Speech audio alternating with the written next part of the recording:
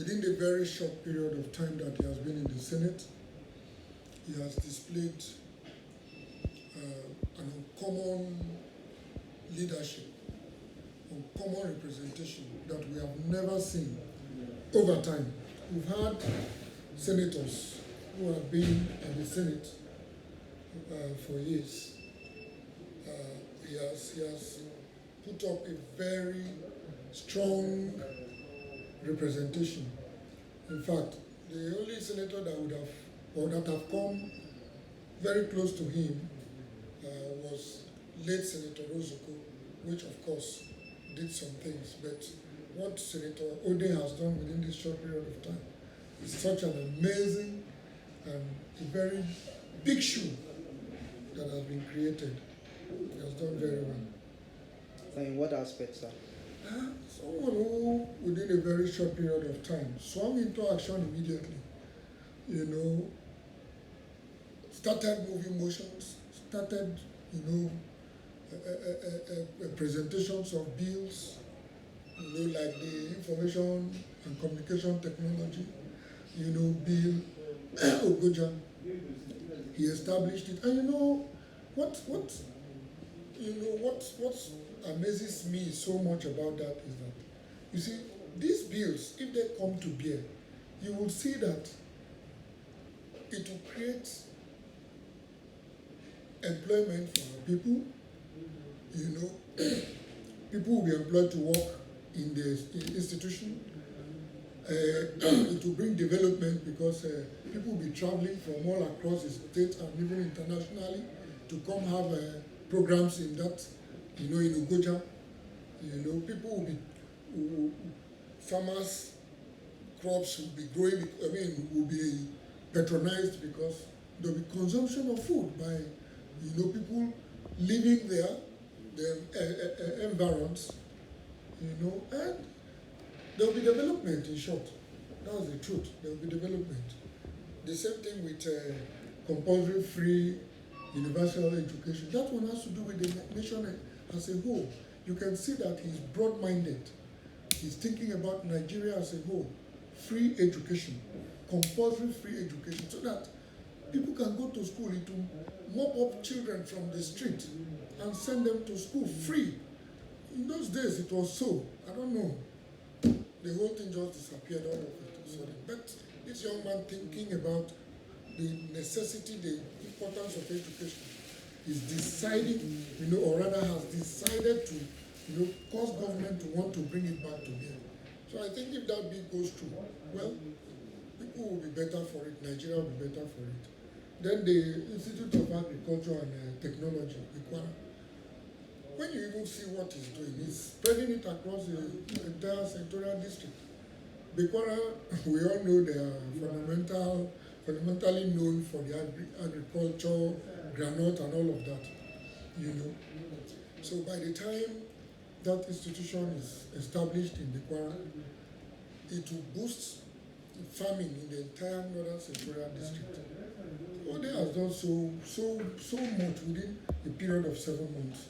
And the bills he has raised, motions he has raised on the floor of the chamber, the Senate, are numerous, supporting other motions. The ones he has raised, like roads, construction of roads. He has reminded government, even when it is in the budget already, he still reminded government the need for the roads to be put through.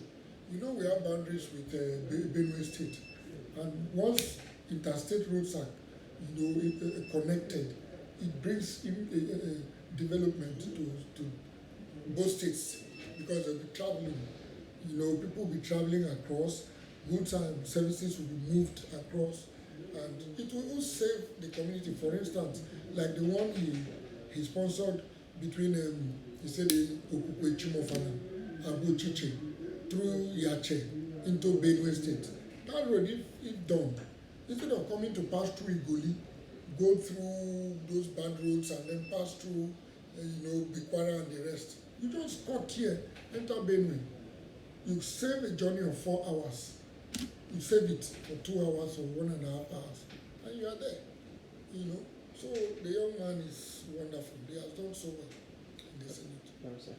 Before he became a senator, we all know that he was in a position before Yes. being a Subem chairman in Cross River State. Could you Yes. please analyze a little bit about what he did in that office? You see, distinguished Senator Oding was the chairman of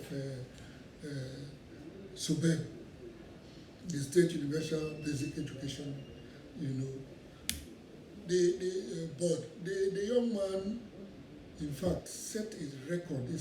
He went there and we never knew that SUBEB can do so much as such until he got there.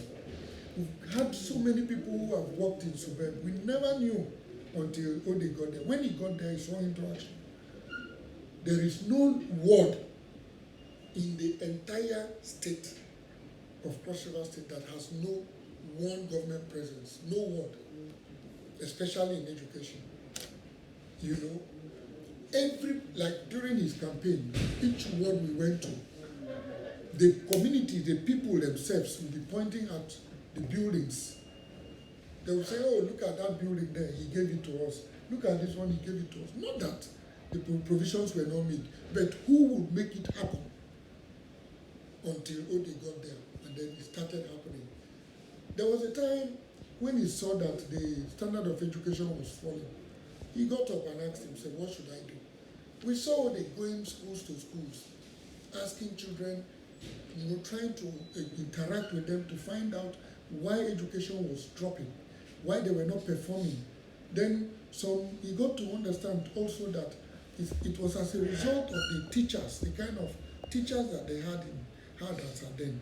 He then started, going into investigating how teachers were recruited. And then he discovered again that some of these teachers were not qualified. And he never ceased to, point them out and brought them out. Those ones that he could, send them back for training and retraining, he sent them back just to boost, to, upgrade them and bring them back to the classroom. He never sacked anybody. Lo and behold. Those ones that were not qualified were given conditions to go back for training and sponsored by government. The same SUBEB did that under his leadership. Then he spanned into, assisting teachers, to go back to school. A lot of teachers went back to school. As I speak with you, a lot of them are still in the training school. When he saw everything, he said, no, there was every need for every senatorial district to have a training institute. Then he started. If you go to Obudu, you see the International Teachers Training Institute that is almost completed there. The new chairman has a big shoe to wear. Omagodo, my good friend, he has a very big shoe to put his leg in. I want to believe that anyway, Ode being a nice man will not leave him alone. He will always work with him because he has interest of the entire state, not just because he represents the Northern Central District. So he did very well while as chairman of SUBEB. Okay, last question, sir. Please describe who is Senator Stephen Ode. Wow. Senator Dr. Stephen Ode. If I want to continue to describe him, we won't live here because the man has a long, very long and endless reputation. Ode is a very simple person. Very, very simple person. Funny enough. If you go closer to him, you will know that this man, from afar, no, but very close, yes, wonderful man. He's an educationist. A strong academia. When I say educationist and academia, there are two different things to me. Ode is interested in people's growth. He's a peacemaker. I call him a symbol of peace.